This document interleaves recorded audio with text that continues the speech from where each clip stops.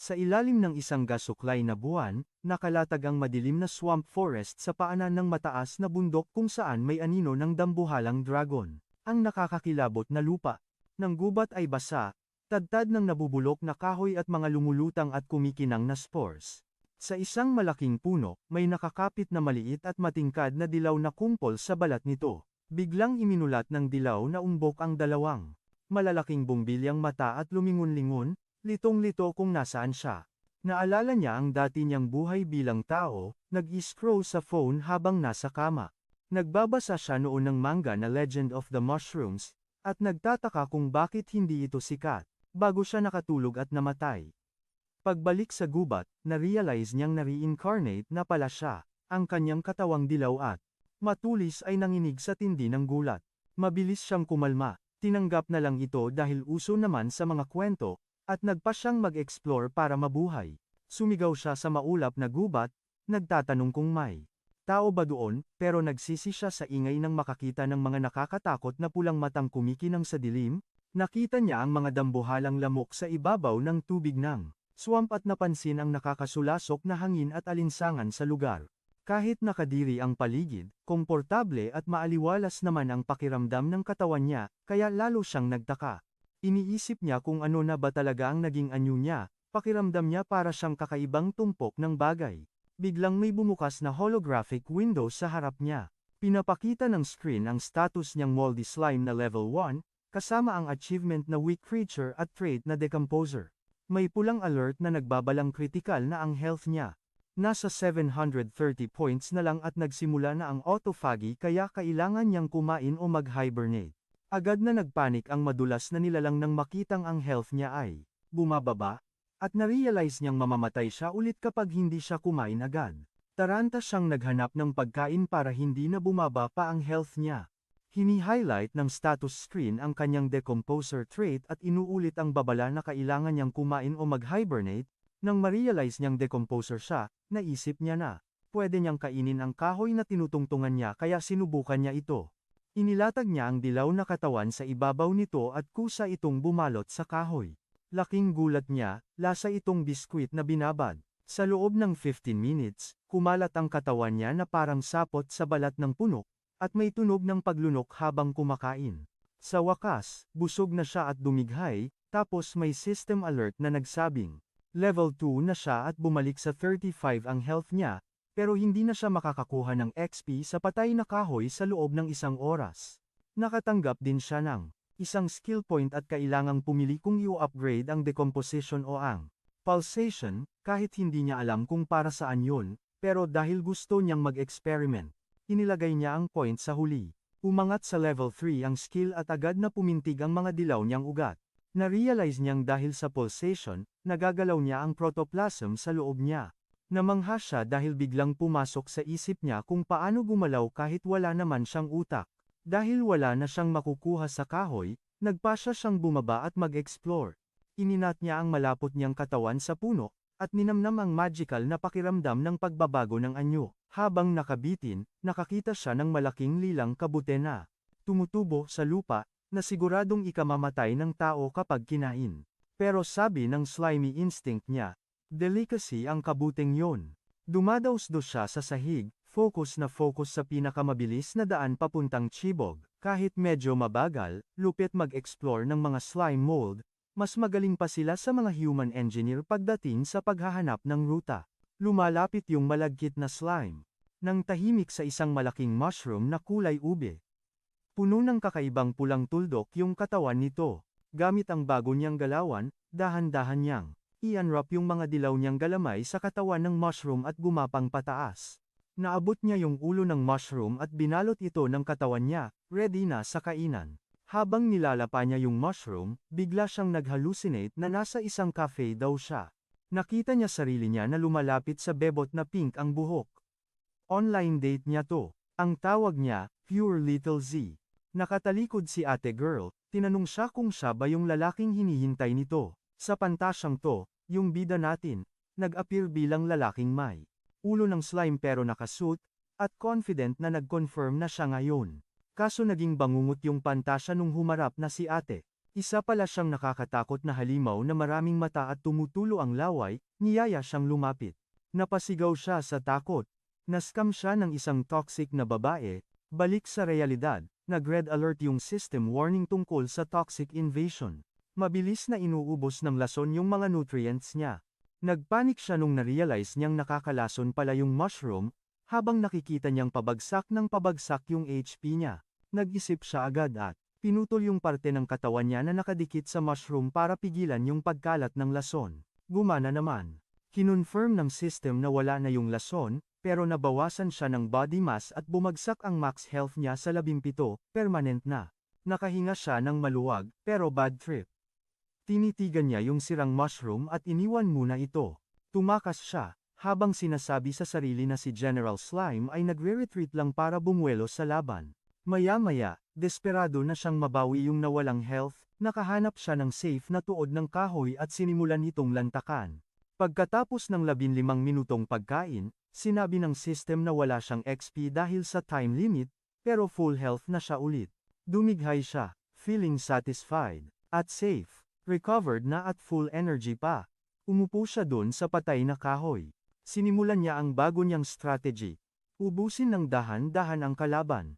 Ang tactic, kakain ng konting lason mula sa mushroom, tatakbo sa kahoy para mag-heal bago siya mamatay, tapos uulit-ulitin lang. Muli siyang lumapit sa mushroom. Tinawag niya itong War of Attrition, Project Move Mountain. Determinado, binalot niya ulit ang katawan sa tangkay ng mushroom, confident na mauubos niya rin ito pagtagal-tagal. Habang inuulit ang proseso, inatake na naman siya ng hallucinations. Ngayon, mukhang pagod na yung toxic girl na image ng mushroom. Pinusasan niya ito sa mga pulso. Nagpakita siya bilang lalaking nakasuit, inasar si girl, sinabing pang-8 round na nila, to at tinanong kung susuko na ba siya. Balik sa realidad. Yung mushroom ay isang tuyot na tuod na lang ngayon. Nung naubos niya na, nag-confirm yung system ng success at binigyan siya ng experience points. Nakuha rin niya ang bagong skill, Poison Resistance. Level 1. Na-realize niya na dahil sa resistance na to, mas kaya niya ng tagalan ang lason sa mga next attempt niya. Pero, dismayado siya kasi hindi siya nag-level up. Nag-expect pa naman siya ng malaking XP sa pagtalo sa mushroom. Pinagpag niya ang nadismaya siya, pero nakita niyang ang daming weird na kabute na naghihintay, kaya naisipan niyang ituloy ang laugh ang habang naglilibot sa gubat. Tinuloy ng bida ang handaan at nilantakan ang isang straw mushroom. Dahil sa successful na pagtunaw, umakyat siya sa level 3 at na-realize niyang safe naman pala yung mushroom. Uhaw na uhaw sa dagdag na power. Kinain niya ang delikadong monk mushroom, isang maanghang at nakalalasong pagkain na nagpa-level 4 sa kanya at nagpataas ng poison resistance niya sa level 2. Hindi na kontento sa paisa-isang target, binalot niya ang isang napakalaking grupo ng mga puting kabute at idineklara na lahat sila ay magiging nutrients niya. Pagkatapos lamunin ang kumpol, umabot na siya sa level 5 at naging 79 ang max health niya. Binalaan siya ng system na naabot na niya ang saturation point at wala na siyang makukuhang experience mula sa mga kabute sa loob ng 24 oras. Busog na busog at happy. Dumighay siya at tinago ang mga natirang kabute sa backpack para baunin. Naglakbay siya sa gubat na may mga makukulay at nakalalasong kabute sa madulas niyang katawan, habang kumakanta na emergency food at armor daw ang mga to. Kinumpara niya ang kanyang diskarte sa isang alimango na gumagamit ng sea anemone bilang proteksyon, sa pag-aakalang matatakot sa astig niyang disguise ang anumang halimaw na magtatangkang kumain sa kanya. Biglang lumakas ang hangin at isang kumpol ng mga higanteng bubuyog ang umugong sa taas ng ulo niya, na may bitbit na malalaking tipak ng pulang karne. Nagtago ang bida sa matataas na damo, umaasang gagana ang kanyang poisonous camouflage at hindi siya makikita ng mga nakakatakot na insekto. Lumipad pababa ang isang bubuyog kasama ang huli nito, may malaking dilang sumulpot mula sa dilim at sinakmal ang insekto sa ere. Isang dambuhalang berdeng palaka ang nakaupo sa troso habang ninunguya ang bubuyog. Nanigas sa takot ang bida nang ma-realize niyang may isa na namang matinding predator ang pumasok sa area. Pero, dahil sa pag-atake ng palaka, naggigil ang buong kumpol ng bubuyog. Binitawan ng mga higanteng bubuyog ang pagkain nila at sumugod pababa para resbakan ang palaka mula sa pinagtataguan nito sa damuhan. Pinanood ng bida ang kaguluhan. Mabilis na na-overpower ang palaka dahil sa dami ng mga insekto. Itinarak ng isang bubuyog ang tibo nito sa likod ng palaka, habang ang isa naman ay kumapit sa ulo at marahas na kumagat. Inobserbahan ng bida ang bakbakan mula sa damuhan at na-analyze niya na mas mahina ang isang bubuyog kumpara sa palaka. Pero dahil sa sobrang dami ng kumpol nila, nababawi nila ang agwat sa lakas. Napalitan ng diskarte ang takot niya habang nagtatago at nag-iisip kung makakadiskarte siya sa mga matitira. Naisip niyang mas malaki ang experience na makukuha sa bangkay ng mga monsters kaysa sa kahoy at mga kabuteng kinakain niya. Dumagsa ang mga bubuyog sa higanteng berdeng palaka, walang tigil sa pagtuturok at pagnatnat dito. Sa isang galaw na, desperado para mabuhay, nagliwanag ng kulay lila ang lalamunan ng palaka. Pinakawalan nito ang skill na Empowered Tongue, at mabilis na tinuhog ang maraming bubuyog sa ere. Pero, kulang pa rin ang resback na yon. Mas maraming bubuyog ang kumapit sa panga ng palaka, at bumaon ang mga ngipin nila habang umuungol ito sa sakit. Patuloy na namboso ang bida mula sa damuhan, saksi sa brutal na kalakaran ng kalikasan. Biglang may malaking aninong bumalot sa palaka na nasa troso. Tumingala ang palaka na litong-lito, at halos hindi na makagawa ng ingay. Bago pa man umatake ang isang predator ng napakabilis, na nagpalsik ng dugo sa paligid ng sa ere, biglang lumabas ang isang dambuhalang ibon na may mapupulang balahibo at buntot na hugis ahas. At ang dali lang niyang nahuli yung palaka gamit ang kanyang mga kuko at buntot. Nakakatakot na nilalang ay yumuko, habang ang nagniningning niyang pulang mata ay nakatitig mismo sa nanginginig nating bida. Kitang-kita siya kahit nakadisguise pa siya ng Z, at nawalan na siya ng pag-asa dahil sa mga halimaw na nakamamatay. Sarkastikong sumuko ang bida at inaya pa ang ibon na kainin na lang siya habang nagrereklamo na sobrang unfair at unbalanced daw ng larong to. Kita ang refleksyon ng bida sa dambuhalang pupil ng mata ng ibon, na nagpapakita kung gaano siya kaliit kumpara sa alpha predator na ito. Tumagilid ang ulo ng ibon at nawalan ng gana sa maliit at mukhang hindi masarap na bagay na to, kaya buong lakas itong tumulak para lumipad paalis. Sobrang lakas ng hangin mula sa paglipad ng ibon kaya natangay ang bida natin. Tumilapon siya sa ere at nakatanggap ng 30 damage habang nawasak ang kanyang camouflage na Z. Dahan-dahang tumahimik ulit ang gubat habang ang mga dahon ay kumakalma matapos mawala ang napakalaking banta. Sa ilalim ng crescent moon, mukhang payapa ang malawak na kabundukan at kagubatan, pero nakakatakot pa rin sa laki. Bumagsak ang bida sa isang troso kasama ang ilang kabute na natira sa kanya, habang nanginginig dahil sa muntik na niyang ikamatay. Inisip niya ang lugar niya sa malupit na mundong ito, at nag-imagine ng food chain kung saan nasa tuktok yung higanteng ibon. Sa ilalim naman ay ang mga halimaw, mga hayop, at mga insekto. Narealize niya na nasa pinakababa siya, mas mababa pa sa mga halaman, at ka-level lang niya ang lupa. Pero, napagtanto niya na, ang mababang level na to ang mismong nagligtas sa kanya. Sobrang layo ng agwat ng lakas nila ng halimaw kaya hindi man lang siya itinuring na pagkain, at yun ang nagligtas sa buhay niya. Binuksan niya ang kanyang status window. Isa siyang level 5 slime na may 79 health points, 13 skill points na hindi pa nagagastos, at mga upgraded skills. Decomposition level 6, Pulsation level 3, at Poison resistance level 2. Kahit ang bilis ng paglaki niya, nadidismaya pa rin siya kahit nag-level up siya ng 4 na beses sa isang gabi. Ang title pa rin niya ay Mahinang Nilalang at wala talagang nagbago sa kanya. Napapaisip siya sa future niya. Kung paano nga ba makakasurvive ang isang slime sa ganitong kapanganib na lugar. Sa sobrang pagod, napabuntong hininga na lang siya at hiniling na sana lahat ng ito ay panaginip lang at magising siya ng ligtas sa sarili niyang kama. Sa wakas, lumipas din ang gabi at tumagos na ang sikat ng araw sa mga puno ng gubat. Bigla na lang, may malapot na berdeng likido na tumulong mula sa pulang kabute sa itaas at pumatak diretso sa kawawang slime. Parang matapang na asido ang likido, na sumisitsit habang tumatama sa dilaw na katawan ng bida, at naglalabasan ng tuloy-tuloy ang mga damage markers habang sumisigaw siya sa sakit, desperadong makatakas sa hapdi, kaya inactivate niya ang bagong skill na tinatawag na burst, na agad nagpasigla sa kanyang cytoplasm para magkaroon ng malakas na puwersa. Sa lakas ng skill, tumalsik siya ng malayo, mula sa troso, at nagkalat ang mga naipon niyang kabute kung saan-saan. Pagbagsak sa lupa, mabilis siyang nakabawi at lumingon para tignan kung sino ang umatake sa kanya, at nakita niya ang isang malaking puting suso na may pulang shell na mabagal na gumagapang sa gubat. Hindi pinansin ng suso ang gulo at dumura ng asido sa isang malapit na kabute. Agad na tumalab ang asido at tinunaw ang mushroom hanggang maging malapot na berdeng putik. Masayang-masayang hinihigop noong suso yung pagkain, na parang smoothie, habang nandidiring nakatingin ang bida natin at tinawag siyang mabahong suso. Nang matapos kumain, tumingala yung suso. Naglilikot ang mga mata niya nang mapansin niya yung makulit na slime sa harap niya.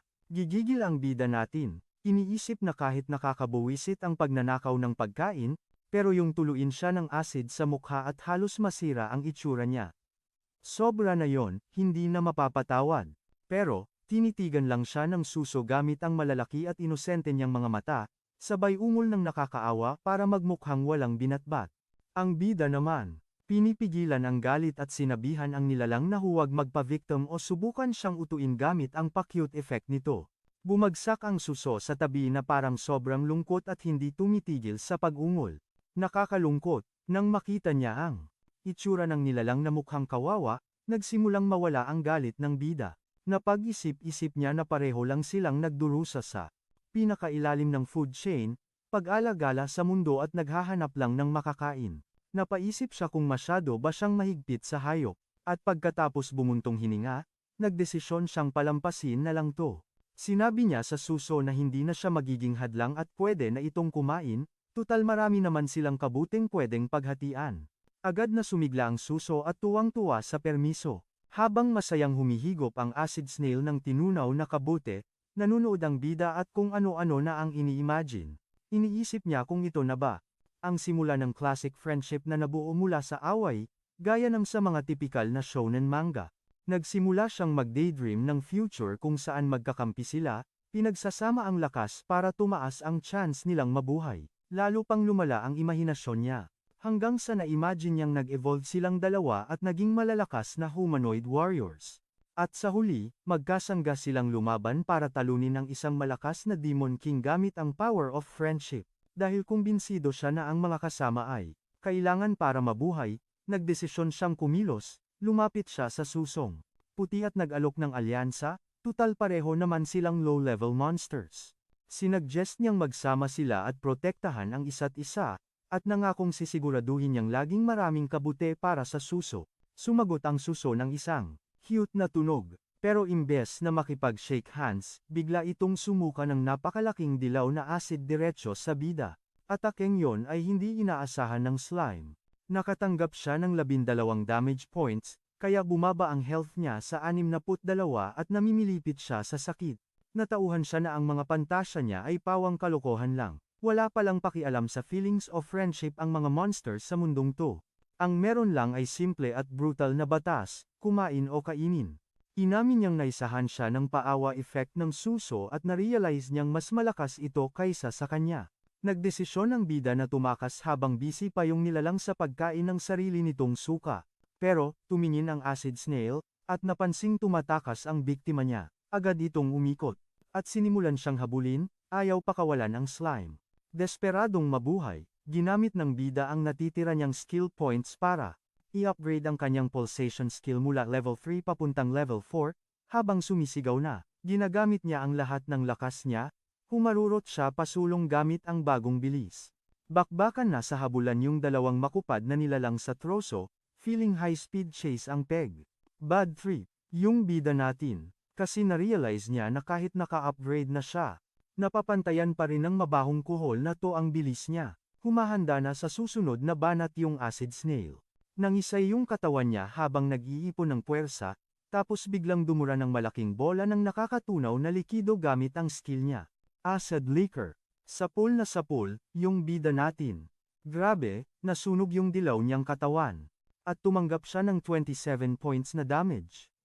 Sa lakas ng tama, nahati siya sa dalawang magkahiwalay na puddle. Tuliro at nahati, napaisip saglit. Yung bida natin. Kung automatic bang mapupunta ang diwa niya sa mas malaking parte ng katawan niya. Pero, hay naku, tinapon niya agad yung philosophical na tanong na yon. Masyadong kritikal ang sitwasyon para mag-isip ng ganyan. Dumamba sa kanya yung kuhol, at tumili ng nakakakilabot.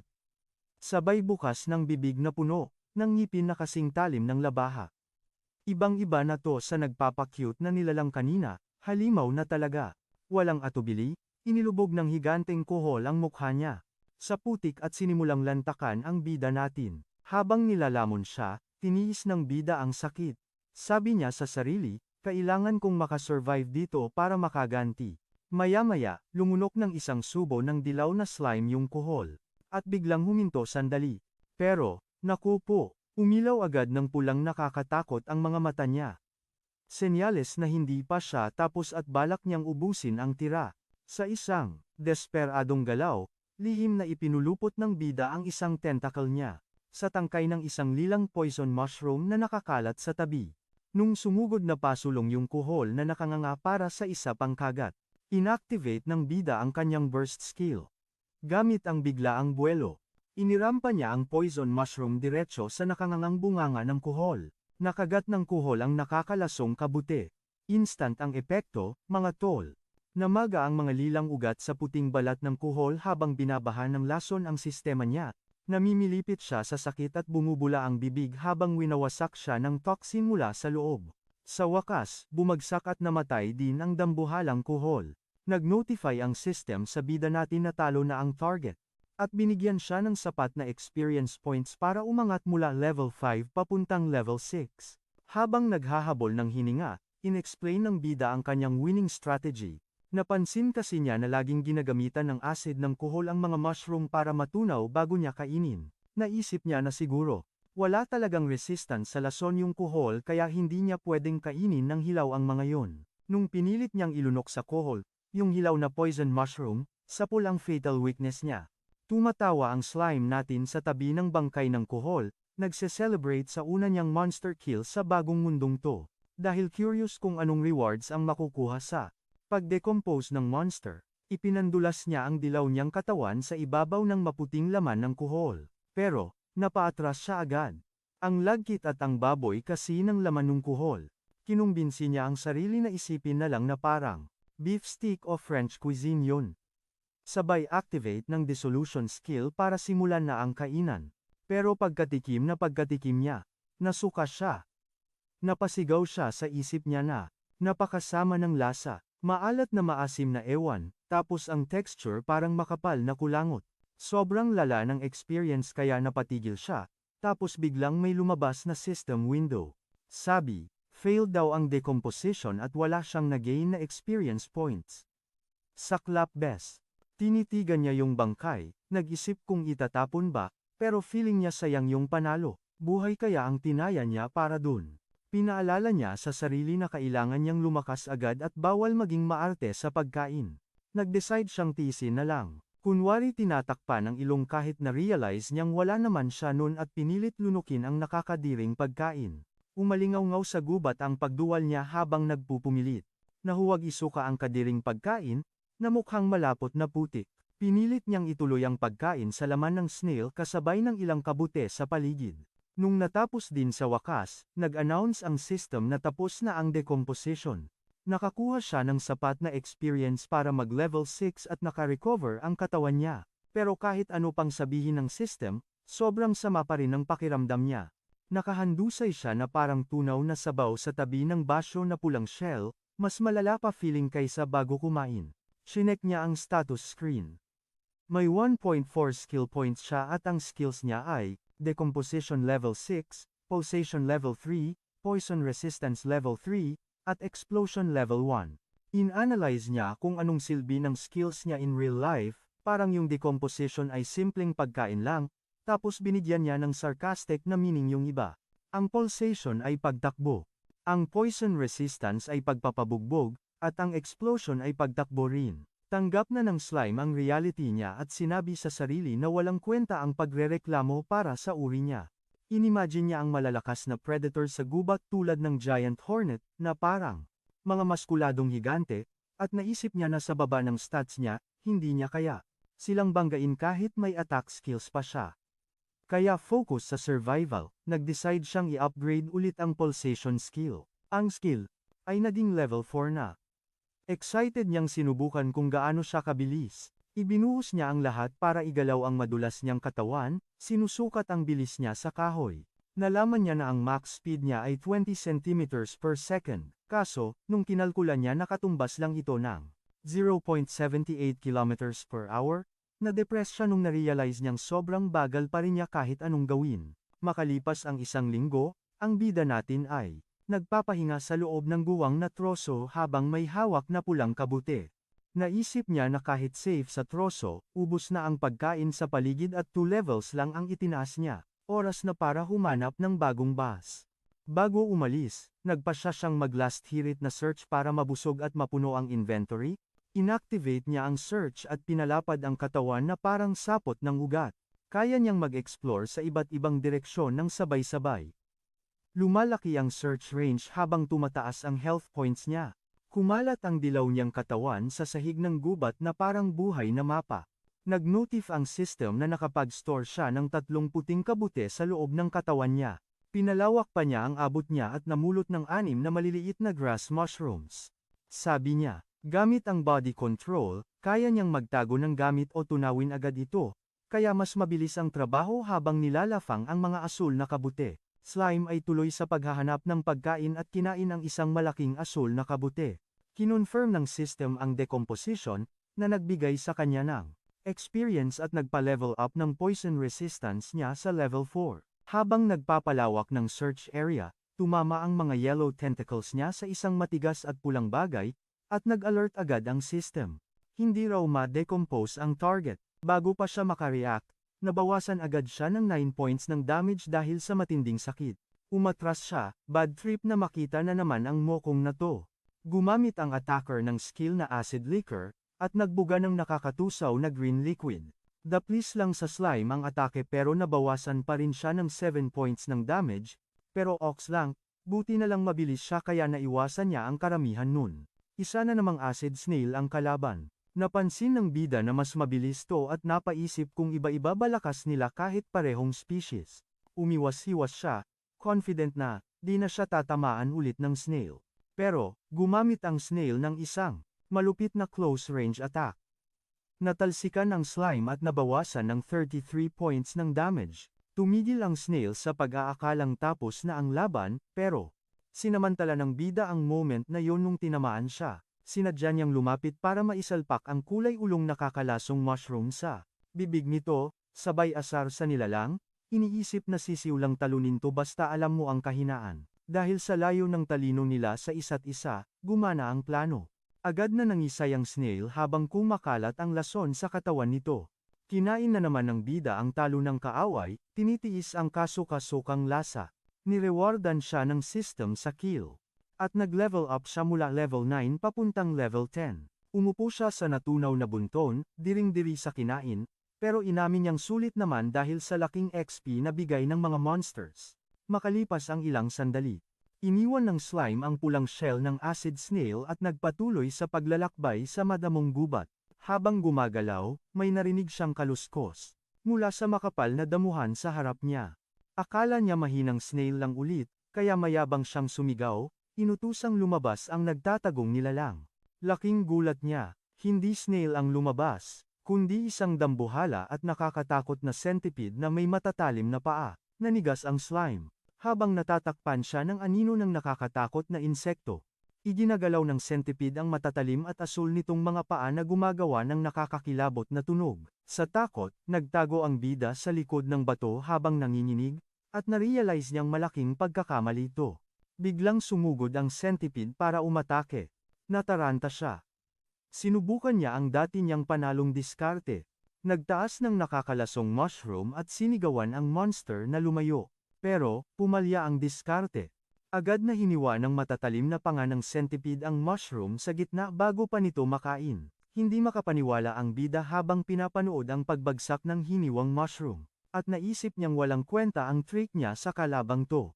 Itinuloy ng monster ang skill na tinatawag na strangulation with myriad swords. Ipinulupot nito ang mahabang katawan sa slime at humigpit ng humigpit. Isinubsob ng centipede ang ulo sa yellow slime, pilit na kinakagat at pinipira-piraso ang bida. Pero, nagiba ang ihip ng hangin. Nahihirapan ang centipede na makasakit, at na-realize ng bida na immune pala ang likido niyang katawan sa mga talim at panggigipit. Ang baligtad na ang mundo ang predator, naging prey habang binabalot ng slime ang kawawang insekto. Tuwang-tuwa niyang tinanggap ang nakuha niyang experience points sabay lunok sa kalaban. Dahil lumakas ang loob sa panalong ito, tuloy lang ang bida natin sa pag-iikot. Habang naghahanap ng away, may nakita siyang malaking green beetle sa ibabaw ng bato. Sinubukan niyang banatan ang lumilipad na putakti, kaso bad trip, masyado pa siyang pandak para abutin yon. Tapos may nakita siyang ipis, pero sa sobrang pandidiri, pinalampas na lang niya. Yak, ayaw niya kainin yun no. Makalipas ang ilang sandali, ang bida natin ay masayang naglalakbay sa gubat habang kumakanta, may kagat-kagat pang pulang damo sa bibig. Binuksan niya ang kanyang status window at laking gulat niya, ang laki na ng inimprove niya. Isa na siyang level 13 na slime na may 157 health points. Nag-level up din ang skills niya. Ang pulsation niya ay level 8 na. At ang poison resistance naman ay level 5. Humiga siya sa lumot, tuwang-tuwa sa bilis ng pag-level up niya mula nang kumain ng karne. Feeling niya ang lakas-lakas na niya. Muli, ang ating slime ay nag-imaginasyon kung nasaan na siya sa food chain. Feeling niya angat na siya sa mga insekto. Pero under pa rin siya ng mga butiki, palaka, at nung nakakatakot na ibon. Nagdesisyon siya na time na para mag-ambisyon. Target naman niya ngayon, giant frog legs. Sa sobrang bilib sa sarili, nakikita niya ang future niya na hindi mapipigilan nakatayo sa bundok ng mga patay na insekto habang pinapangarap na dominahin ang mundong ito. Nakarating siya sa gilid ng isang malabong lawa sa gitna ng maputik na gubat. Tinitigan niya ang tubig, iniisip kung may yaman ba sa ilalim at kung kaya niyang sumisid. Bahala na, sabi niya, sabay try. Inilubog niya ang isang dilaw na galamay sa tubig. Aray, ang sakit agad. Namaga ang katawan niya na parang lobo at nagpanik siya, feeling niya sasabog na siya anumang oras. Dahil sa osmotic pressure, natutunan niya na bilang unicellular organism, mabilis pumapasok ang tabang na tubig sa kanyang mga cells. Nerealize niya na sasabog siya at mamamatay kapag tumuloy siya sa pagsisid. Parang red blood cell lang ang peg. Mabilis niyang binawi ang galamay niya. Nakakahinga ng maluwag, pero cancel muna ang swimming goals niya. Bigla na lang may mga bula na lumabas mula sa lawa. Isang malaking crustacean na kulay dark green ang dahan-dahang lumabas sa tubig. Nalito ang bida natin, pero na-identify niya na isa itong alimango. Tinignan siya ng masama ng nilalang habang bumubula ang bibig nito. Napalitan ng gutom ang pagkalito niya. Nag-imagine siya ng steamed crab sa wakas, hindi nakadiring insekto. Sa sobrang excitement, naisip niya, yes, pagkain ng tao sa wakas. Sinubukan niyang utuin ang alimango, tinawag niya ito mula sa pampanggamit ang friendly voice para kunwaring makipagkaibigan. Pero dinedma lang siya ng alimango at umakyat ito sa matarik na bato sa tubig. Tumambay lang ito doon habang nagbubuga ng mga bula. Natauhan siya na hindi lalapit ang alimango. Naisip niya, hindi worth it ibuwis ang buhay sa tubig. Ang plano niya ngayon. Tunawin ang mga nakakalasong kabute at ibuhos ang lason sa tubig para tepokin ang alimango nang hindi lumalapit. Gumamit ang higanteng alimango ng swamp ng bubble bombardment at nagpaulan ng high-pressure water jet galing sa bibig nito. Sa pulang slime, ang lakas ng impact kaya tumilapon siya. Bawas agad ng 25 points ang buhay niya dahil sa atake. Gulat na gulat ang bida, akalain mong simpleng water gun lang, ang sakit na, tirada na naman ang alimango. Sinubukang umilag ng slime, pero natamaan pa rin siya ng 10 points damage habang nagmamadaling tumakas. Nag-slide siya para magtago sa likod ng ugat ng isang malaking puno. Para harangin ang mga water jet na papalapit sa kanya. Hingal na hingal. Na-realize niyang di hamak na mas malakas ang kalabang to kumpara sa mga insektong inaalagaan ni Pen. Nagdesisyon siyang magiging easy target lang siya kapag tumakbo siya ngayon. Kaya nagtago muna siya at nag-abang, umaasang mawawalan din ng pasensya yung alimango.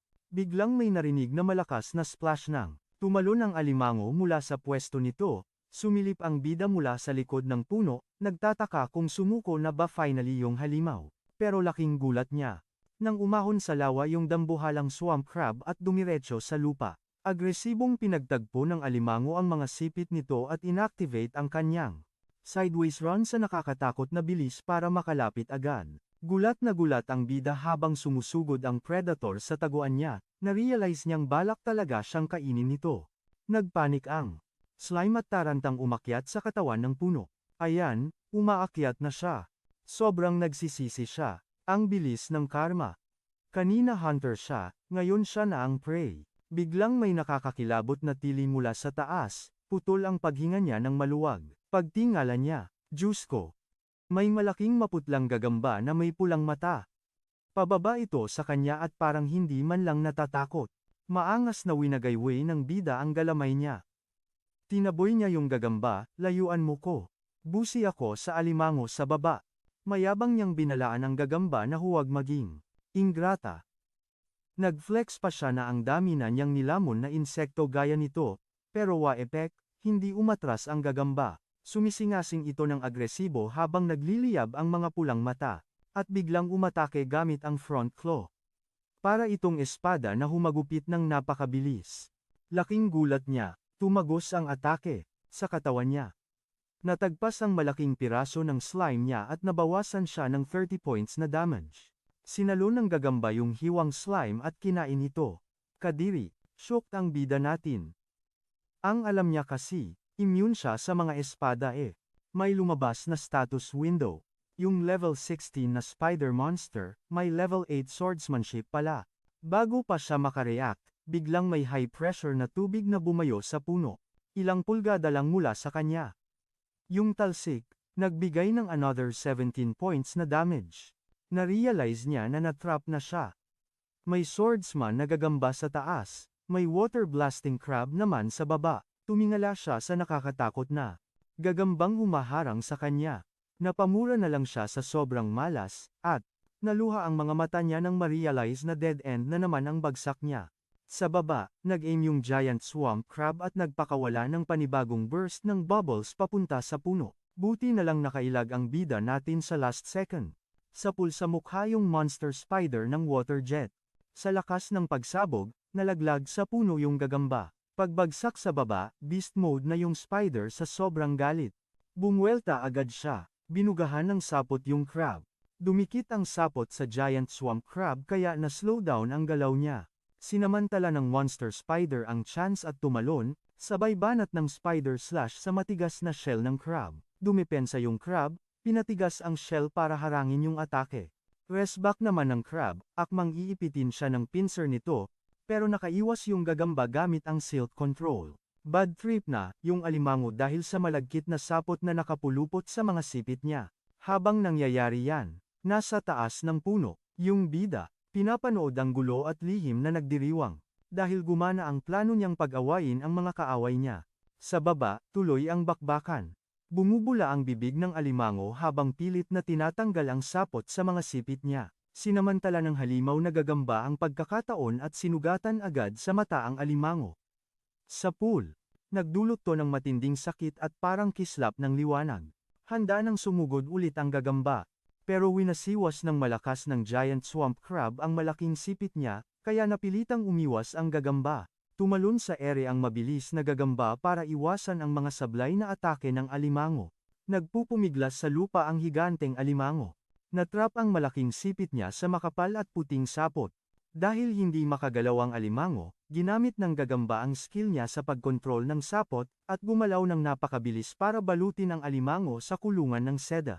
Maya-maya lang, wala nang laban ang alimango at balot na. Sa kokon, habang umaakyat ang gagamba sa shell niya para i-claim ang panalo mula sa puno. Gulat na gulat si Sly Mode habang nanonood. Naisip niya na mukhang tinda sa palengke ang nakataling alimango at napawaw na lang siya. Naisahan ng maliit na gagamba ang mas malaking predator. Nakapwesto na ang gagamba sa mukha ng alimango, ready nang lumamon. Tinitigan siya ng alimango habang bumubula ang bibig nito. Mabilis na dumami ang mga bula, at parang nagniningning sa tindi ng pressure. Bigla na lang, may bumulusok na parang espadang tubig mula sa bibig ng alimango na may nakakabinging tunog. Gumawa ang atake ng isang ipo-ipo ng matatalim na tubig na agad nagwasak sa kokon na sapot. Nadale sa sabog ang gagamba at agad na nagkapipiraso habang nasa ere. Ang desperadong resback ng alimango ay nagpakawala ng bagyo ng mga water cutter sa lahat ng direksyon. May ligaw na water blade na tumama sa puno, ilang pulgada lang ang layo sa bida. Nanginig siya nung na-realize niya na ang survival instinct ng alimango ang naglabas ng ganong klaseng nakakatakot na hidden power. Sa baba, bumagsak ang giant swamp crab, dahil sa sobrang pagod, at nagbuga ng huling mahinang tilamsik ng tubig habang nawawala na ang adrenaline niya. Tapos na ang laban, durog-durog na ang gagamba, at naging tumpok ng mga paa, habang ang alimango naman ay nakahandusay at wala ng energy. Sumilip ang bida mula sa likod ng mga ugat ng puno, hinintay munang tumigil ang nakakatakot na tubig bago gumalaw. Nung natapos na ang magulong bakbakan na three-way battle, tumahimik na ang buong gubat. Pira-piraso na ang gagamba at ang giant swamp crab naman ay walang laban sa sapot, at nakitang tapos na ang delikadong parte. Ang ating bida. Lumabas sa pinagtataguan ng slime, nilapitan ang baldado na alimango, at inasar ito dahil sa pag-aksaya ng energy kakabugan ng tubig, ayan tuloy, mukha siyang kaawa-awa. Pero teka, may problema siya. Paano niya tatapusin itong makunat na hayop na humihingal na? Masyadong delikado at hindi niya mapasakan ng mushrooms ang nakasarang bibig. Nag-decide siya na kumilos agad bago pa makarecover ang alimango. Naghanap siya ng armas. Nakita niya ang isang malaki at mabigat na bato sa malapit. Binabanat niya ang katawan niya sa ibabaw ng bato, tinatry na isiksik to sa inventory gamit ang slime space, kaso nag-error ang system, wala na raw space. Na-realize niya na ang storage capacity niya ay nakadepende pala sa HP, na sobrang baba naman. Matapos ang struggle na ipagkasya ang bato at piniling pumatay kesa magtago, sinuka niya lahat ng naipon niyang mushroom para lang magka-space sa inventory.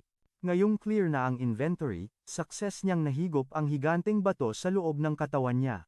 Dahil sa sobrang bigat, lumobo ang dilaw niyang katawan at bumagsak sa sahig bugs. Nagreklamo siya sa bigat, pero laban lang, hila-hila ang mabigat na katawan na puno ng bato at dahan-dahang umakyat sa puno, pumuwesto sa taas ng natrap na monster. Tinitigan niya ang alimango at idineklara na nandito siya para tapusin ang maliligayang araw nito. Gamit ang gravity, bumitaw ang bida mula sa puno at bumulusok na parang bato papunta sa target niya, ang dambuhalang swamp crab. Nanlaki ang mata ng alimango sa takot habang nakatingin sa malaking dilaw na bagay na nahuhulog mula sa langit. Bilang huling banat, nagbuga ito ng malakas na water jet mula sa bibig. Tinamaan ng tubig ang bato at slime na nahuhulog, pero sobrang lakas ng buwelo niya. Ininda ng bida ang damage, desididong durugin ang kalaban. Naghanda ang alimango sa impact habang dumidilim ang paligid dahil sa anino. Sa isang nakakabinging dagundong, bumangga ang batong balot ng slime sa shell ng alimango, at gumawa ng matinding shockwave. Nang humupa ang alikabok, tumambad ang bida sa ibabaw ng nadurog na shell ng alimango. Confirm ng system ang kill at binigyan siya ng enough experience para mag-level 14 at 0.5 skill points. Tuwang-tuwa dahil buhay pa siya at nanalo. Humalakhak ang bida ng parang baliw, sineselebrate ang tagumpay niya bilang last man standing. Walang sayang na oras, handa na siyang lantakan ang huli niya at masayang inanunsyo na feast mode na. Ang bida, ang slime monster, ay excited na naghanda para namnamin ang pagkain. Na pinaghirapan niya, nakaupo sa taob na shell ng alimango na parang isang chef. Inayos niya ang lamang loob ng alimango sa shell na parang isang soup bowl at ginamit ang laman ng sipit bilang kutsara, dedma sa mga tirang gagamba. Isinawsaw niya ang puting laman ng alimango sa malapot na yellow sauce, ready na sa unang kagat. Sa unang subo pa lang, halos maiyak na siya sa sarap. Matapos ang ilang araw na pagkain ng lumot, suso, at insekto, ang lasa ng fresh seafood ay parang sumabog na flavor sa utak niya. Tumulo ang luha sa madulas niyang mukha nang ma-realize niya na ang masarap na pagkain ay gamot sa kaluluwa, at pinagtibay ang pangako niyang magsusurvive sa delikadong mundong to para makahanap pa ng masasarap na chibog. Inubos niya lahat simot sarap at humiga sa troso, busog na busog. Pinakita ng status window na ngayon ay nasa level 40 na siya na may 168 HP. Feeling niya full charge at punong-puno ng energy. Ngayong busog na, nagdesisyon ang bida na gamitin ang energy niya para sa isang experiment. Umupo siya sa harap ng bato at nag-concentrate sa internal structure ng katawan niya. Pinatigas niya ng todo ang muscles niya, pinipilit ang sarili sa abot ng makakaya. Ang nag-iisa niyang mata ay halos lumuwa na dahil sa pressure habang pilit na may nilalabas, Sumisigaw ang isip niya sa sobrang effort. Hingal na hingal, tinitigan niya ang bato, inuutusan itong ilabas ang kapangyarihan, naalala niya yung bubble attack ng alimango at naisip na baka pwedeng matutunan ang skills basta mag-practice. Piniga ng alimango yung tubig sa loob nito para ibuga. At feel niya, bilang slime, dapat kaya rin niya yun gawin ng may bagong determinasyon. Piniga niya ulit ang fluid sa loob niya, habang nagcha-chant para lumabas ang attack. Sinubukan ng bida na gayahin ang tira ng alimango sa pamamagitan ng pagpiga sa sarili. Todo effort siya, pero ang lumabas lang ay ilang mahihinang talsik sa likuran niya at mali pa ang direksyon. Umulit siya at tinutok sa harap habang umuungol sa effort, pero tumulo lang ng mahina ang yellow liquid, parang pagod na pagod. Nalusaw siya at naging lawa-lawaan. Nagreklamo siya na di niya makontrol ang direksyon at lakas ng liquid, feeling talo, pero yung inis niya naging determinasyon. Ayaw niyang pumayag na mabigo. Tinigas niya ang buong katawan, at piniga ang fluids niya to the max. Biglang may bumulusok na yellow liquid mula sa katawan niya ng napakabilis, at na-activate ang level 1 skill niya. Sa pulang shell ng alimango at nabutas ito. Nag-announce ang system na ang skill niyang explosion ay nag-evolve na sa bagong attack, ang cytoplasm jet. Paliwanag ng system, gamit ng skill ang internal cytoplasm niya para ibato ang sariling body mass bilang bala. Tuwang-tuwa na tumawa ang bida dahil kaya pala niyang magpa-evolve ng skill sa kaka-practice. Bigla siyang tumigil at nag-alala. Naalala niya na ang mga dati niyang skills ay may cooldown na 5 minuto at napaisip siya kung meron din ba nito ang bagong attack. Para testingin, mabilis siyang nagpaputok ng 2 pa. Sa tuwa niya, sunod-sunod ang tira niya, at tagtad ng butas ang shell ng alimango. Kinonfirm ng system na ang skill ay walang cooldown. Pagkatapos magpaputok ng tuloy-tuloy, nag-level 2 ang skill.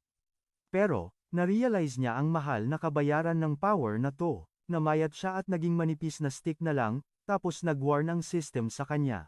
Na-critical na ang health niya, kasi bawat tira, sariling health points o biomass niya ang bala, na-realize niya na kung walang magic, katawan lang niya ang weapon niya. Medyo nadismaya siya, di pala siya pwedeng maging mage. Kinain niya ang alimango para bumalik ang nawala niyang mass. Habang kumakain, may naisip siya.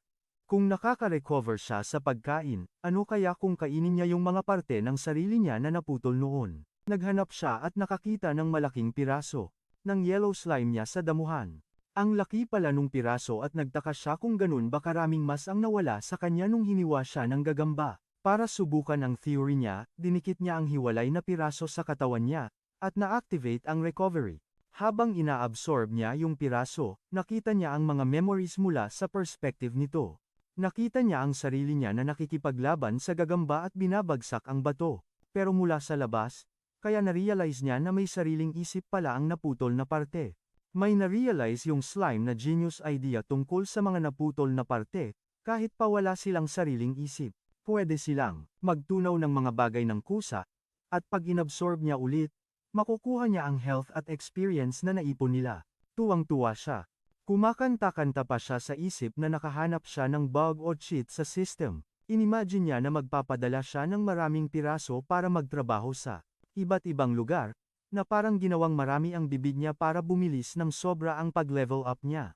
Sinubukan niya agad ang theory na to. Ginamit niya ang skill na division para itest ito. Humiwalay ang isang parte ng dilaw niyang katawan na bumawas ng 10 health points sa kanya, pero mukhang nanghihina pareho yung main body at yung clone. Na-realize niya na may limitasyon pala ito. Kapag bumaba sa 30 ang health niya, delikado na dahil papasok siya sa starvation mode na may maximum health na 1.98. Naisip niya na basta may sapat na pagkain pampabawi ng buhay, kaya niyang gumawa ng kahit ilang clones. Pinwersa niya ang katawan niya, at sa pilitang binaklas ang isang malaking piraso ng slime mula sa main body, kaya nabawasan siya ng 30 points na damage, para makabuo ng isang malaking clone. Gumalaw at nagwiggle ng kusa ang humiwalay na masa, kaya confirm na successful ang experiment. Inimagine niya ang sarili niya, na may suot na ninja headband, at nagets niya na ang skill na to ay parang yung shadow clone technique sa isang sikat na manga. Sa sobrang excitement, tinaas niya ang kamao niya at sinabing oras na para magtrabaho. Inutusan niya ang isang maliit na slime clone na tunawin ang isang patay na troso. Pinapunta naman niya yung iba sa tambak ng mga kabute sa malapit.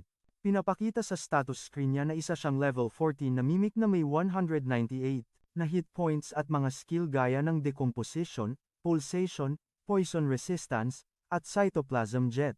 Tuwang-tuwa siya sa strategy niya na magpadala ng mga clone para mag-farm ng resources habang siya chill lang na kumakain ng tirang karne. Nanggagamba para manatiling safe at full health ang main body niya habang kontrolado ang lahat. Inimagine niya na may astig at armored humanoid form siya, at feel niya ang pagiging malakas. Inanalyze niya ang combat habang ini-imagine ang isang normal na hampas ng sandata na tumagos lang sa kanya ng walang damage, at naisip niya, na kahit normal na hiwa o malakas na energy slash ay wa-effect, kasi magdidikit lang ulit ang likido niyang katawan. Kaya ang naging conclusion niya ay hindi uubra sa kanya ang physical attacks, pero biglang sumeryoso ang mukha niya nung naisip ang kaisa-isang bagay na kinakatakutan niya. Pinag-isipan niya ang kanyang physical immunity at napaisip kung invincible na ba talaga siya. Inimagine niyang tinamaan siya ng magic attack at nag-alala kung nakakamatay ba ang magic, lalo na't physical attacks lang ang sablay sa kanya. Nagtaka siya kung bakit wala pa siyang nakikitang magic, baka dahil ang mundong to ay puro wild animals lang. Magseset siya ng trap sa maputik na tubig, gamit ang maliliit na piraso ng dilaw niyang katawan bilang pain para ma-attract ang mga prey. Isang higanteng swamp crab ang biglang lumabas sa tubig at sinunggaban ang pain. Pero, nag-iwan pala siya ng trail ng slime pieces mula sa tubig papunta sa damuhan. Sinundan ng grupo ng mga alimango ang pagkain, hindi nila alam na dinadala na pala sila sa dead zone. Tuloy-tuloy lang sa paglamon ng mga yellow pieces ang mga alimango. Habang papasok sila sa lupa, nakakapit naman siya sa mataas na parte ng isang puno, at pinapanood ang pagtitipon ng mga alimango sa ibaba kung saan natapos ang trail ng pain. Biglang tumingala ang mga alimango at na-realize nilang may malaking anino na nakalambong sa kanila. Tinulak niya ang sanga ng puno gamit ang gravity bilang sandata. Bumagsak ang sanga ng napakalakas, at nayupi agad ang mga alimango. Nagdiwang siya sa sanga habang nagpapadala ng notifications ang system. Ang pagtalo sa 6 na alimango ng sabay-sabay ay nagbigay ng sapat na experience para mag-level up from 14 to 15. Tumalon siya pababa sa lupa. Tinapos ang mga survivor gamit ang bato, at naghanda ng kumain. Pagkatapos tunawin ang laman ng alimango, na-restore ng buo ang health niya. Tinitignan niya ang malilinis na shell, feel ang pagiging efficient niya sa farming. Ngayon, dahil nasa higher level na, nag-decide siyang mag-practice ng combat gamit ang crab shell na nakasandal sa bato bilang target. Sa isip niya, isa siyang astig na gunslinger na. Nagre-ready na tumira ng skill na tinatawag niyang plasmodic barrel. Pero ang totoo, nagpakawala siya ng mabilis na bagyo ng yellow slime bullets, tinadtad ang target ng mabilis at malakas. Umuusok ang target dahil sa impact at ang system ay nag-announce na ang kanyang skill na Plasmori Borage ay nag-level up mula 5 papuntang 6.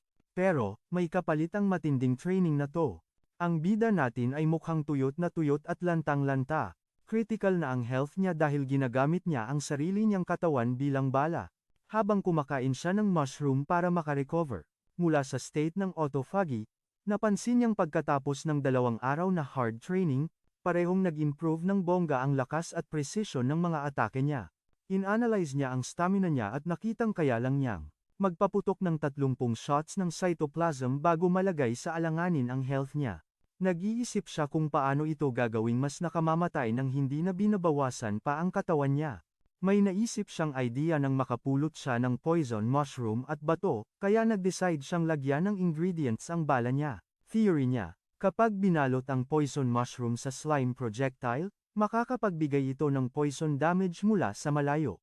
Sa parehong paraan, kapag naglagay ng bato sa loob ng slime, tataas ng sobra ang physical impact ng tira. Sinubukan niya agad. Nagpaputok ng projectile na may bato na tumama sa target ng may malakas na kalabog, na nagpapatunay sa lakas nito. Satisfied sa result, mayabang niyang tinawag ang sarili na genius dahil sa pag-imbento ng ganitong versatile attack. Isang mahinang huni ang pumutol sa celebration niya. Nakakita siya ng kakaibang ilaw sa butas ng puno sa malapit at nagtaka kung ibon ba to o mga alitap-tap. Furious lang. Lumapit siya sa puno para imbestigahan ang ingay, umakyat sa trunk, at direktang sumilip sa loob ng umiilaw na butas. Sa gulat niya, bumulaga sa kanya ang spectral at makinang na mukha ng isang blue owl. Kinilabutan siya sa magic aura nito. Agad siyang nagpanik at sumigaw sa isip niya. Nagkatotoo na ang worst nightmare niya. Nakahanap siya ng monster na kayang gumamit ng magic. Sa takot na ma-spell, nahulog siya sa puno at nagkandara pa sa pagtakas, pero hindi siya hinabol ng kwago. Tahimik lang itong nakaupo sa puno habang pinapanood siyang tumakbo palayo. Hindi ito wild beast, kundi isang magic skill na tinatawag na symbiotic divination. Sa malayo, isang babaeng tao ang nakasilip sa kamay niya na parang telescope. Umiilaw ang kanang mata niya ng parehong blue light gaya ng sa kwago, na proof na share sila ng vision. Nakasakay siya sa malaking armored boar kasama ang dalawa pang adventurers. Nang tanungin siya ng isang lalaking may balbas kung may nahanap ba siya, ibinaba niya ang kamay niya at sumagot na wala siyang nakitang importante, kundi isang maliit at kakaibang monster lang. Gumalaw ang grupo ng mga human adventurers sa gubat. Nagtataka yung pink-haired scout kung bakit wala silang nakikitang high-level monsters. Sinabi ng bearded warrior kay Little Steelback na maging alerto at i-guide sila, nag-aalala na baka naputol ang magic link nito sa guildmaster. Habang nangyayari yon, ang slime naman ay nagpapanik, at tumatakbo ng ubod ng bilis, sa pag-aakalang nakita siya ng kwago. Takot na takot siyang galitin ng isang magic user at alam niyang hindi siya pwedeng makipag-asaran sa tipong yon. Nakarating siya sa ilog. Umaasang safe sa kabila, pero di niya alam paano tumawid. Gamit ang physics at impulse theorem, tumalon siya sa ere. Habang nasa ere, inactivate niya ang skill niyang Rush plus Morio. Imbes na umatake, nagpaputok siya ng slime projectiles paatras para tumalsik siya pasulong. Gumana ang teknik, pero ang kapalit nito ay 80 points ng self-damage habang humahadges paabante. Dahil sa lakas, lumipad siya sa ibabaw ng mga puno at nakatawid sa ilog ng easy lang. Bumagsak siya sa kabila. Pagod na pagod pero relieved, akala niya nakatakas na siya sa panganib. Kumain siya ng tuyong kahoy para mag-heal, na-realize niyang kahit malakas siya sa level niya, tepok siya agad sa high level na kalaban. Bigla na lang, may isang pressure na nakakakilabot na bumalot sa kanya, isang dark aura na kulay fire red. Nanigas siya sa kinatatayuan, mas nakakatakot pa to kaysa dun sa terror bird na may buntot ng ahas. Akala niya nahanap na siya nung magic owl. Dahan-dahan siyang lumingon, pero na-realize niyang hindi yung owl ang dahilan ng takot. Sa sahig ng gubat, may nakahandusay na higanteng putol na daliri na may puting kaliskis at itim na kuko. Sa sobrang laki nito, kaya nitong durugin ang mga puno sa ilalim. Tinitigan niya to ng may pagtataka. Sinusubukan ng nag-iisa niyang mata na i-process ang nakikita niya, isang higanteng daliri. Napalitan ng saya at kasakiman ang takot niya. Ang tingin niya rito ay isang legendary gold finger, term sa kwento na ang ibig sabihin ay special power. Alam niyang kapag inabsorb niya ang parte na to ng isang high-level monster, makakakuha siya ng matinding power at baka mag-evolve pa ng malupit. Tumawa siya ng parang baliw dahil sa swerte niya. Sinubukan niya agad kainin ang golden finger, ibinalot ang katawan niya sa mga kaliskis at inactivate ang dissolution skill para makuha ang power nito. Binalot niya ang object gamit ang malapot niyang tentacles, pilit na binubutas ang balat nito. Pero nahirapan siyang tunawin to, masakit ang proseso, at biglang kumurap ang isang system alert. Decomposition failed. Masyadong mababa ang skill niya o sobrang laki ng level gap. Gumana ang invulnerability ng target at tinaboy ng power nito ang mga cells niya. Imbes na makakuha ng experience, tuloy-tuloy siyang na-damage, 10, 20, 10, habang sinusunog siya ng energy ng daliri, na-realize niyang pinapatay lang niya ang sarili niya. Nag-autotomy siya at pinutol ang connection para makatakas. Tumalsik ang kapirasong katawan niya habang umaatras mula sa palpak na kainan. Tinignan niya ang daliri ng may panghihinayang, kakarampot na experience points lang ang nakuha. Minura niya ang sarili dahil hindi niya in-upgrade ang decomposition skill niya. Lungkot na lungkot siya sa nangyari. Para siyang may hawak na kayamanan na di mapakinabangan, di niya matunaw at masyadong maliit ang inventory niya para bitbitin. Nagdesisyon siyang iwan muna, to para magpa-level up at i-max out ang skill niya at balikan na lang to mamaya. Kaso kung kala nakapagplano na siya, biglang yumanig ng malakas ang lupa sa paanan niya. Biglang umandar ang putol na daliri, nagliwanag sa energy at humarurot paalis mula sa lupa. Bumulusok ito pataas at tumagos sa mga puno ng gubat. Gulat na gulat siyang napatunganga habang lumilipad palayo ng kusa ang golden finger niya. Nagdulot ng shockwaves ang paglipad nito at nagkalat ang mga bato't alikabok sa paligid. Nakakita siya ng pagsabog na papunta sa kanya at narealize niyang naipit siya sa gitna ng crossfire. Tumama ang pagsabog sa lupa malapit sa kanya, na gumawa ng sobrang laking crater. Muntik na siyang mamatay at nanginginig pa pagkatapos ng pagsabog, takot na takot sa lakas na nakita niya. Kaya sumiksik siya sa ilalim ng ugat ng puno, at nagreklamo kung gaano katakot ang mundo. Narealize niya na habang lumalayo siya, mas lalo niyang nararamdaman na wala siyang binatbat. Itinapon niya ang kayabangan niya at bumalik sa kanyang pinagmulan. Nagtago at tununaw ng mga patay na kahoy para lumakas at maging ligtas sa ilalim. Ipinapakita ng lupa ang mga uod, gems, at isang mimic monster na nakabaon at nag-aabang sa dilim. Sa kailaliman ng lupa, ang naputol na daliri ay bumagsak matapos tumagos sa lupa. Sa dilim, nanatiling tahimik ang daliri bago ito sumabog ng nakakatakot na red at black aura, na nagpapakitang hindi lang ito basta parte ng katawan, kundi isang bagay na masama at buhay. Tiningnan ng slime ang kanyang mental map. Ang golden finger ay nasa malayo sa hilagang silangan at ang magic owl naman sa timog kanluran, kaya nasa safe zone siya sa loob ng makapal na gubat. Nakahanap siya ng isang matabang puno para gawing temporary base na may planong magpahinga at bawiin ang kanyang mga clone kinabukasan. Gamit ang kanyang dissolution skill, dumikit siya sa katawan ng puno at sinimulang tunawin ang balat nito. Nagplano siya ng masikip na pinto para harangan ang malalaking monster. Habang ang loob naman ay malawak at komportable.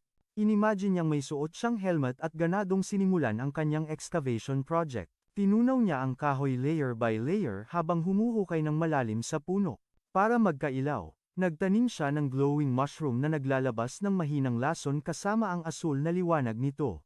Pagod pero masaya. Bumagsak siya sa higaan na gawa sa lumot na inipon niya. Hinangaan niya ang tapos niyang bahay, na ngayon ay may lamesang bato para sa pagkain at naliliwanagan ng mga mushroom. Ang kanyang temporary base ay may matalinong disenyo.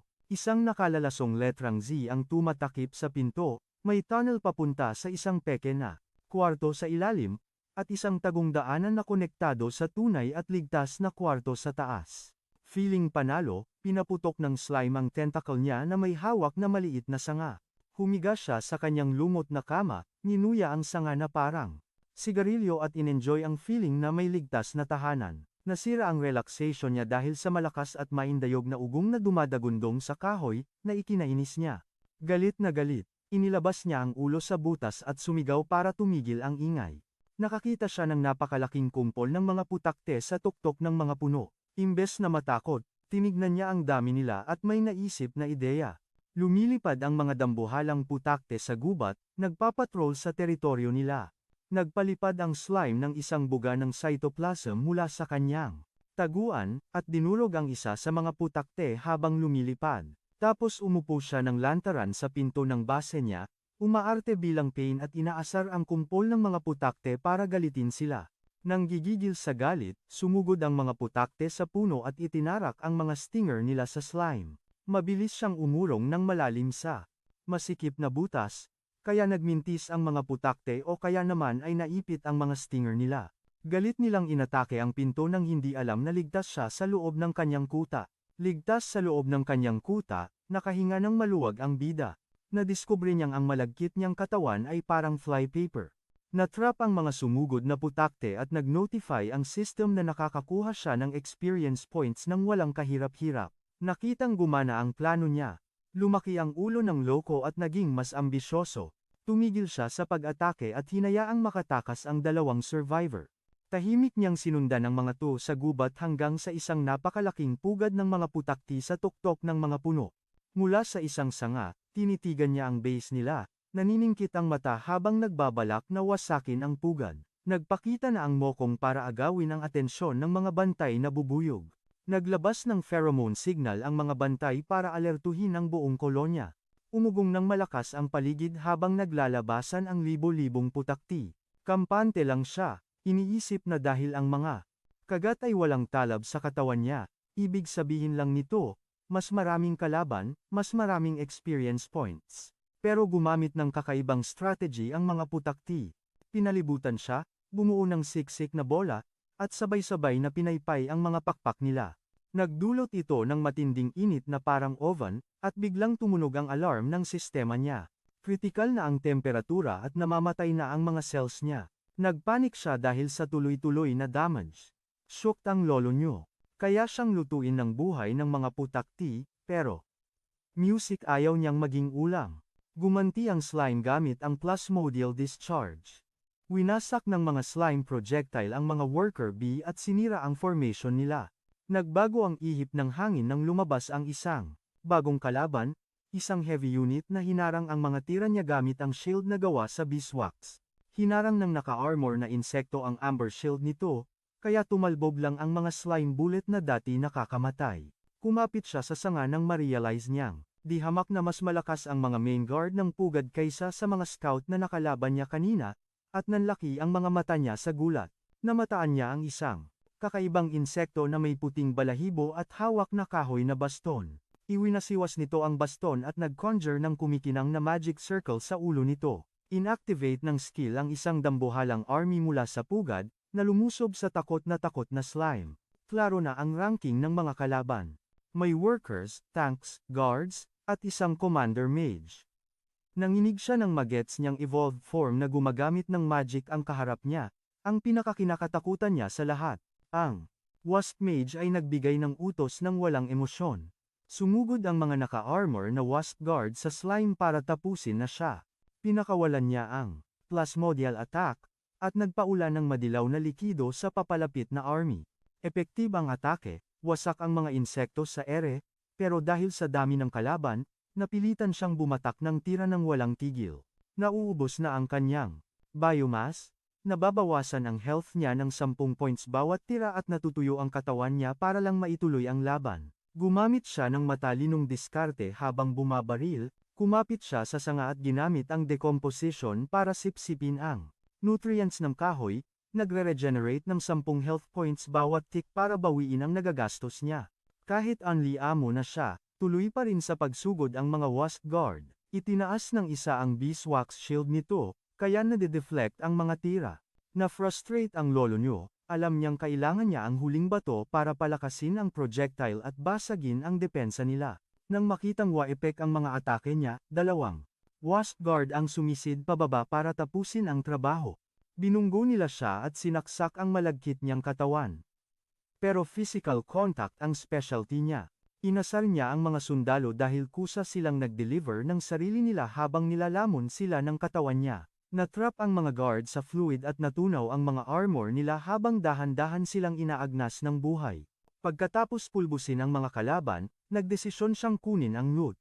Nag-update ang inventory niya ng mga spear at isang needle. Galing sa mga Wasp Guard, pero nag-alert ang system na ang kanyang storage ay puno na, kaya kailangan niyang gamitin ang mga item ngayon din. Nag-improvise siya at binalot ang matulis na Wasp Spear sa kanyang slime bilang core ng projectile. Pinaikot niya ito ng mabilis para sa dagdag na stability at puwersa. Itinira niya ang upgraded na projectile sa isang Wasp Guard. Binasag nito ang beeswax shield at tumagos sa sundalong nasa likod. Nang makitang durog ang guard niya, na-realize ng Wasp Mage na talo na ang depensa nila. Ikinumpas niya ang staff at sumunod ang buong swarm. Binuwag ang formation at lumipad pabalik sa hive, iniwan na ang laban. Nanatili siya sa sanga habang pinapanood silang magsilayas. Nang asar pa siya, ang akala niya umatras sila dahil takot sa power niya.